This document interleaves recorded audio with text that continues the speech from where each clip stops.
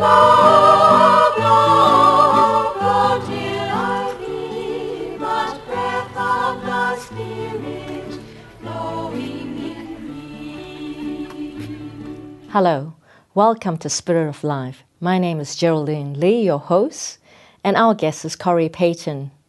He is a personal coach, and he will be the guest speaker at the Singles Conference in November 9 and 10. Hello, Corey. It's great to have you. Hello, Geraldine. Great to be here. Yes. So you've had quite a good sort of faith journey to bring you to a point where you're sharing to the singles. Tell us more about your faith journey and how you came to be a personal coach. Well, it's been a long journey for me. For my faith, it's great to grow up in a Christian family and to having a loving father and mother, and teaching me the faith has been great.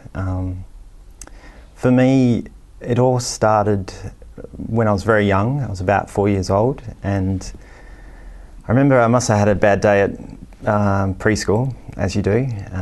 Might have spilt the paints or something, but I came home and something I realised at that time, the struggles that I was dealing with, especially, I guess, relating with kids at that school. What I realised was that, we all need someone to journey with. And I remembered at the time I was, talking to my brothers about things and talking to my mum and dad about how to grow as a person, how to, be the best I can be. And what I realised was, at times, especially at a time when I was really alone, I realised that there must be someone up in heaven that looks after everyone who struggles. If there's a kid that's homeless, if there's a kid that's struggling to make ends meet, there must be someone to look after them. So that's what I came to realise. Well, there must be, my next logical thought was, there must be a Father in heaven that looks after everyone. And so with that thought, I started exploring my seeking for God. And at 4 years old, you started to have those thoughts. Yeah, and I was really excited actually to think that I could find God. I can, seek to find God and talk to Him about my problems and about how to go forward in life and stuff like that. So, what I did was, I remember one day I woke up really early, like about 5 a.m. and I went out to my backyard and I thought, okay, I'm going to go look for God. And so I went out to my backyard and I saw like my tree, and I thought, of course I'll go up a tree because I'm sure it'll be closer to God being up a tree. So I climbed up the tree, and that's where I said my first prayer. And the first prayer that I said was, look, God, I know you exist, and I'm not coming down this tree until you show yourself to me. Wow. And how old were you then when you I was climbed about that tree? 4 years old. Wow. Yeah. And of course, at the time, like, God didn't just, say, here I am. But that place up my tree, that was a place where I could talk to God and talk about my day and really experience something of God's love for me personally. Especially, if I had a good day, I would be thankful for what happened. But also I would talk about issues or things that might happen during my day. And it was up my tree that I was often prompted to about someone, my day that I hadn't noticed. Like, I felt God was saying to me, hey, did you notice this guy that was alone? Did you notice he was quite sad today? And then from there, I would get excited and I would think, oh, great, I'll go and talk to him tomorrow, or, just to bring that experience of God's love that I felt up my tree and in that silence to bring that to people that I knew in my day. So, yeah. So that first time that you were up there, you did, and you said you didn't want to leave the tree. God answered your prayer that first time, and you never didn't leave until. Yeah, it was a place where I just felt loved. It was a place where so I that could was just, where you felt God, because you felt the love the first time. Yeah, definitely. That's fantastic. Yeah, so that was my favorite place to go. I always went up my tree and just connected, with that love, and connected with that, gratitude for life, and how to go forward in my life, how to, be the best person I can be, really. Yeah. Yeah, and how did you know it was God speaking? Well, for me at 4, I just thought, I was just happy that that's where God is up. God's up a tree. And you felt that love. I did, yes, yeah. So, and from my journey from there, it's it hasn't been a smooth journey. Obviously, like, I haven't been the best example for the faith. I guess like getting caught up with the wrong crowd, and getting caught up with like drugs or something like that. But in my life, there's always been that turning to God and asking for His guidance, and and I'm happy that now, being 34, so 30 years later, I'm still journeying with my faith and still praying for that guidance and that strength to continue. Yeah, it's great your faith story, and I've got to pause you there because we're going for a break. Mm-hmm. Stay with us, and we'll be back after a few minutes.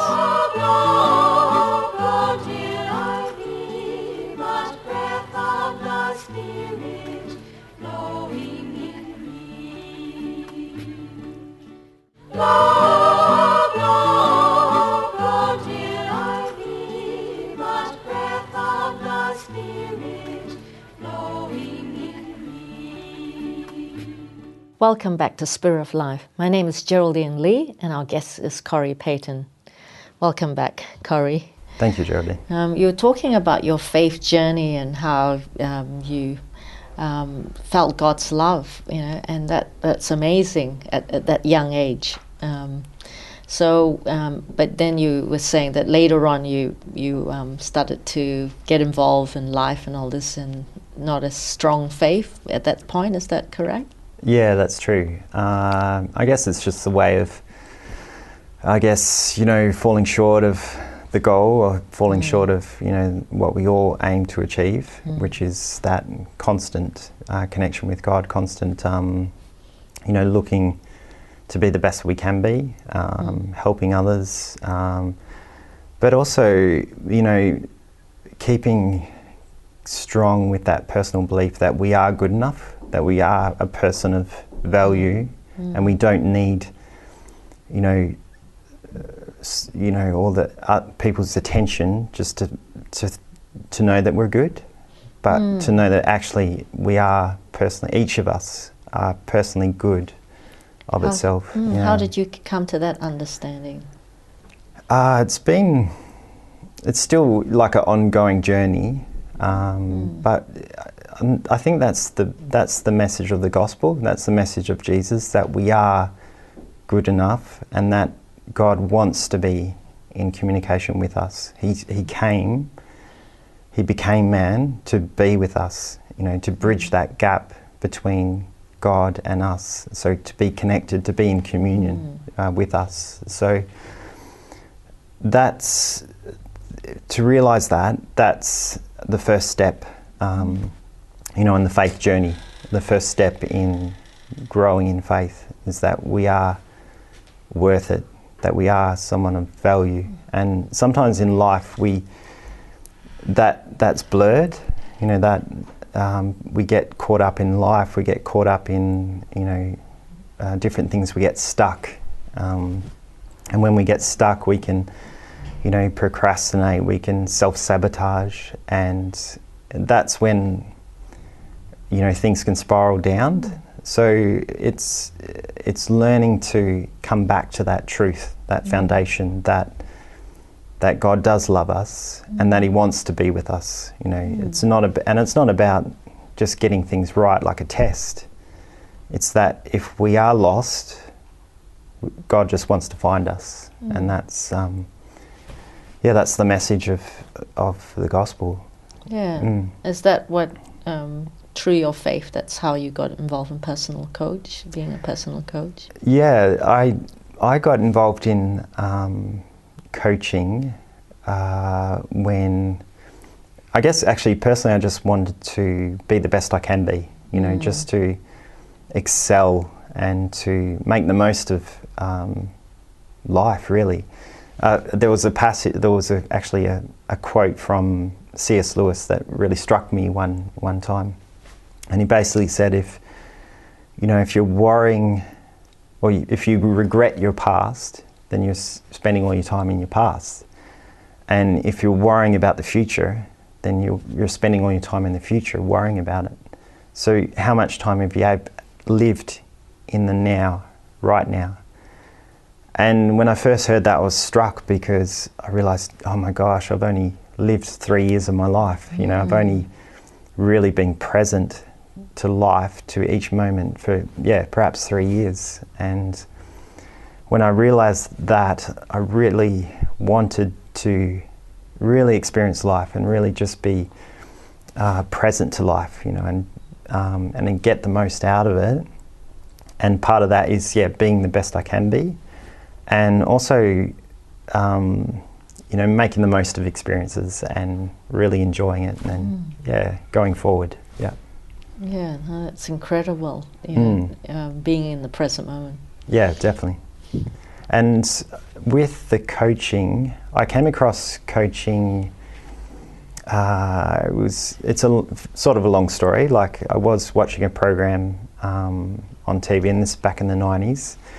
And this program was called Pretender, and it was about this guy that he was a genius, basically, and he, if he wanted to be a fighter pilot, he would just study how to be a fighter pilot the night before, and then he'll do it. So that's why he was a pretender, because he could actually study things and then become it. So if he wanted to be a doctor, he'd study how to be a doctor over 2 days, and then he could be the doctor.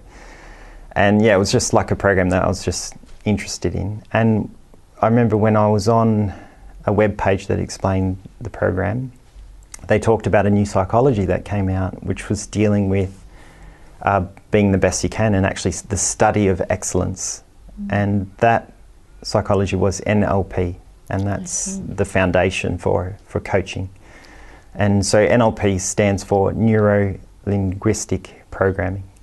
And in a nutshell, NLP, it's how we program our reality, how we think, or what programs we have running in our minds. Like our program, like for how do we get up in the morning? What's our strategy? It could be, anything like, I've got to hit the snooze button 3 times before I get up, and that's a strategy. But we have strategies in relationships as well. We have strategies in, how we experience love. Is it like a life script, or automatic thinking, or patterns of thinking? Yeah, definitely. But what they discovered with NLP, and the founders were Richard Bandler and John Grinder, but Richard Bandler at the time, he was a programmer, computer programmer, and John Grinder was linguistic. And basically they got together to study human excellence. So people that were excelled in their field, from sports to psychology to all different fields. And through their study, they discovered this NLP, which is the programming, the building blocks for how we do things, or how we structure things. So that's what coaching is using that to study excellence and teaching people how to be excellent in their field. We need to go for a break now, but You're watching Spirit of Life. We'll be back in a few minutes. Go till I hear much breath of the Spirit blowing in me. Blow, blow, go till I hear much breath of the Spirit blowing in me. Welcome back to Spirit of Life. My name is Geraldine Lee, your host, and our guest is Corey Payton. He's a personal coach and he's the guest for Singles Conference, which is coming in November 9th and 10th. Welcome back. Thank you, Geraldine. You were talking about NLP, which is fantastic, and personal coach. Like, did you receive personal coaching yourself?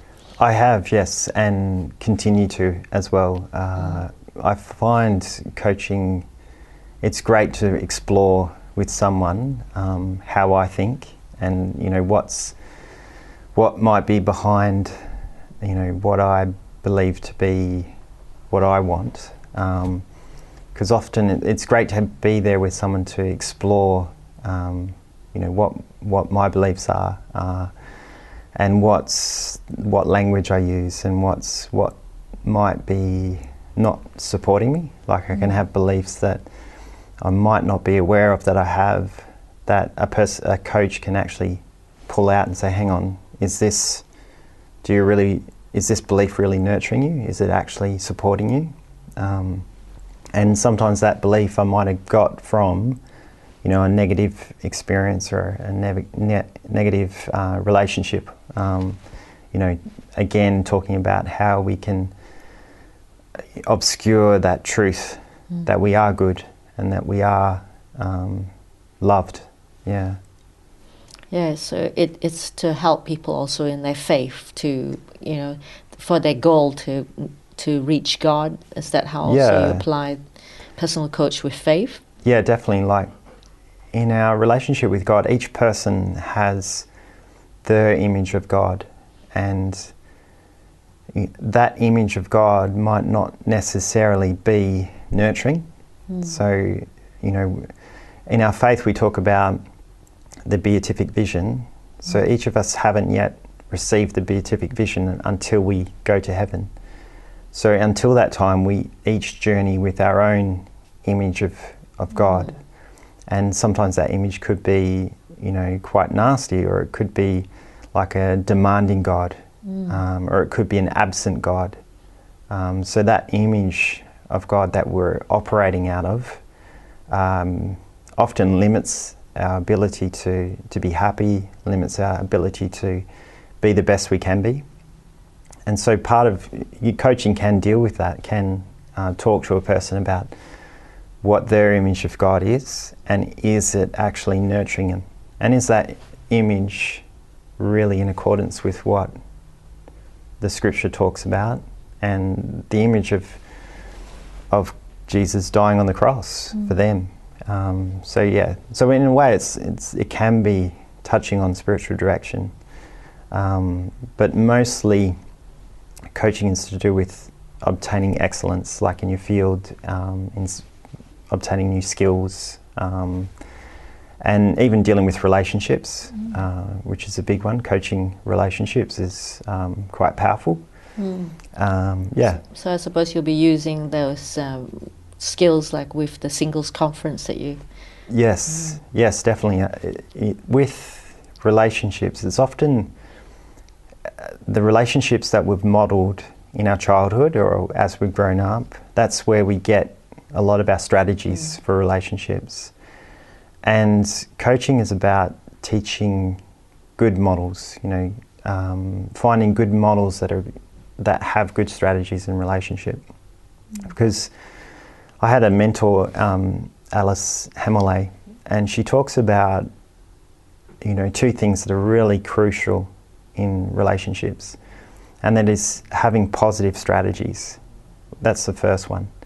And positive strategies could be, you know, if a couple are angry, then they go for a walk and talk about their anger. They don't just look at each other and just shout at each other. And the other one is actual negative anchors. So you'd want in a relationship positive anchors, not negative anchors.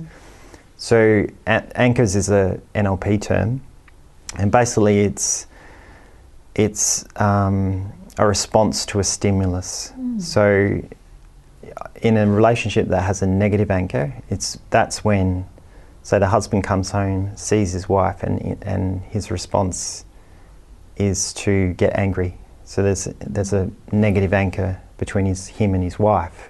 Wow. So yeah, and that can happen like over time if the guy's working in a job where he gets quite angry all the time, and he comes home and then he sees his wife. Over time, that there can be that stimulus of seeing his wife and the anchor, the response of anger. So during the singles conference, you'll be like helping people in their relationships, and yeah, definitely, yeah. What is one of the topics you're going to?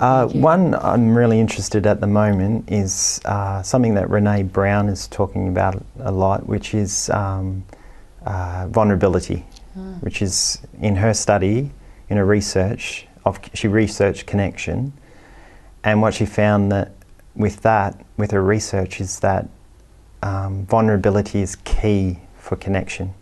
That you have to be seen to have a connection.